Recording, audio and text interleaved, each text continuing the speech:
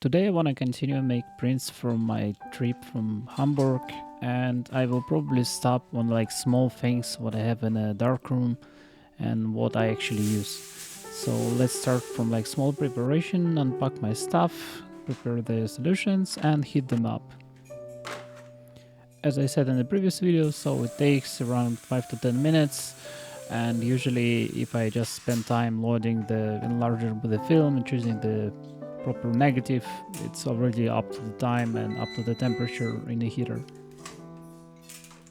If I continue to use this kind of a system, I need to find something more useful and handy to heating up the solutions with a small volume of water.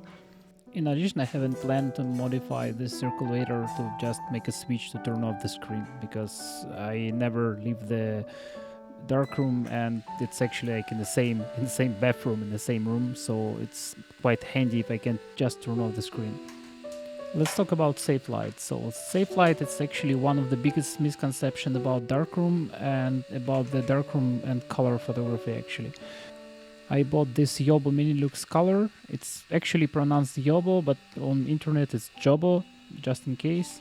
And it has 3 different wheels, so like wheel can change from 2 different color papers. Actually one of them is no longer in use, it's like aqua paper, and you can use the safe light for standard black and white photography. So I'm using this like Kodak settings, but I'm using Fujifilm paper, but the settings quite the same. The main difference between aqua and Kodak, it's like wavelength, it's a little bit like on the blue side. Also it has handy switch, so you can turn it on and turn it off without unplugging it from the wall.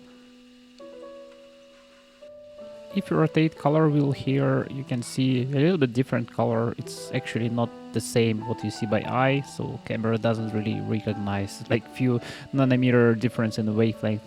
But this is how it looks like. Different rotations give you different filters. So this is a Kodak one, with this is a for aqua, and the last one it's just for black and white. You also can point it in a wall or in the ceiling, so to diffuse light a little bit more. And because it's LED, you don't need to change any lamps, and you can also mount it on a wall and just forget about it. Most people actually not really understand the difference between the representative color and sensitivity of the paper.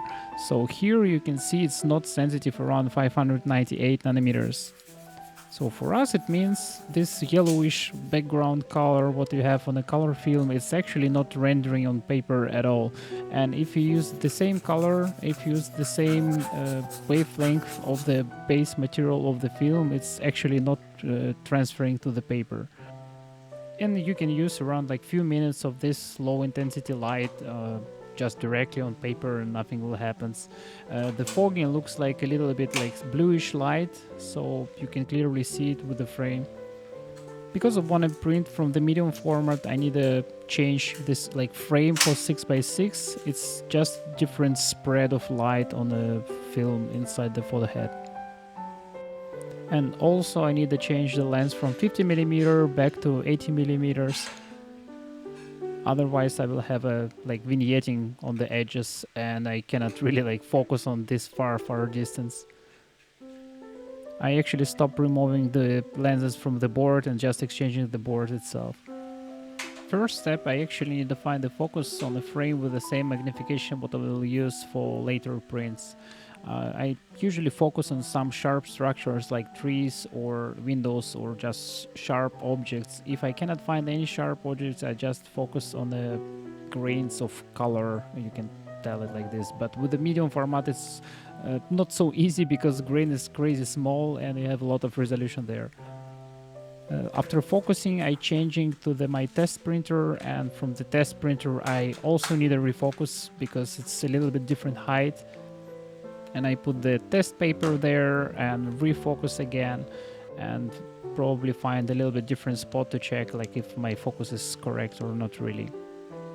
Because it's a city landscape, actually everything should be in focus more or less. This trees also looks like a nice representative focus picking spot. Because I always correct my color calibrator, at the moment it's actually showing really good colors even from the first shot. I just needed like small corrections with the exposure or with 1 or 2 channels. To adjust photo head, I actually found the maximum intensity spot, and after I found it, I just changed the exposure dial on top and choose the proper channel. For example, here I switched to the yellow channel and going back and forth to put the needle in a 0, and this is how it looks like from the head point of view. So you just dial it up and down and put the arrow like in a 0 position. Our exposure here around 13 seconds, so it should work fine, and I just want to set it up here on Kaiser digital timer, which I don't like, and I actually testing all the time at the moment how it works. So I just run test exposure kind of in the light and just check if it's counting properly.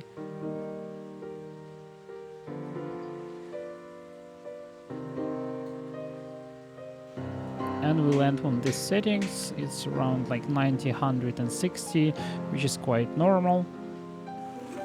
And at the same time, I think chemistry is already in the proper temperature, so we can double check it again and start to developing the first test print. So it's right on spot. On the circulator, I actually put 36 degrees, and here in the bottle is 35. And after development of the test strip, let's try to make any like decisions only on a dry print. So let's wash it up and dry it.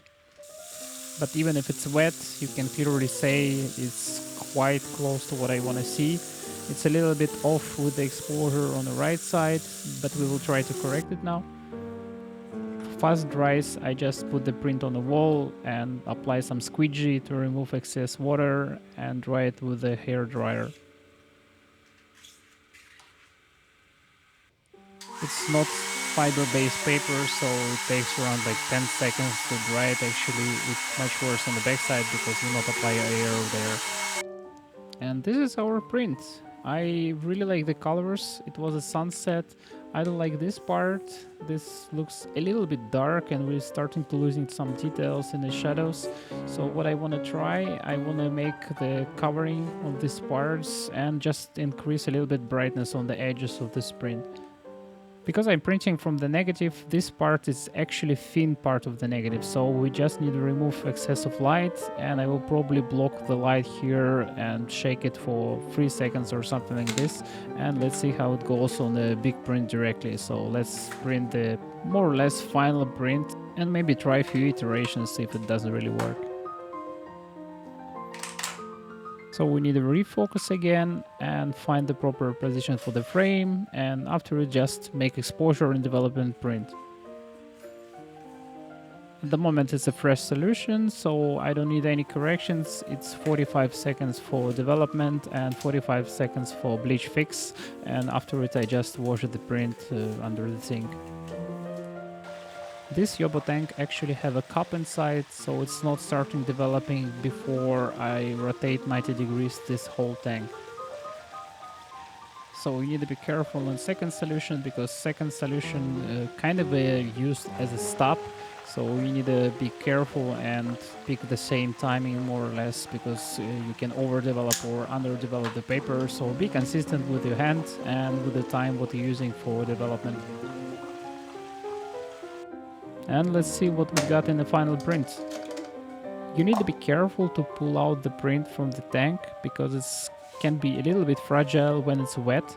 So be careful and just wash it up and dry it, and after drying it's actually quite set, so you can scratch it but not so easy. Let's dry the print and make a final decisions about the color, exposure, and what we actually achieved with our dodge and burn technique here. In my experience, actually drying changed only exposure a little bit, especially in the shadows, but not really changing the colors. As you can see here, we have much more details just because I put my hand like this for 3 or 4 seconds and move it constantly to not create the burn spots. Yeah, but the principle exactly the same what you're using for black and white photography, so it works in the same fashion.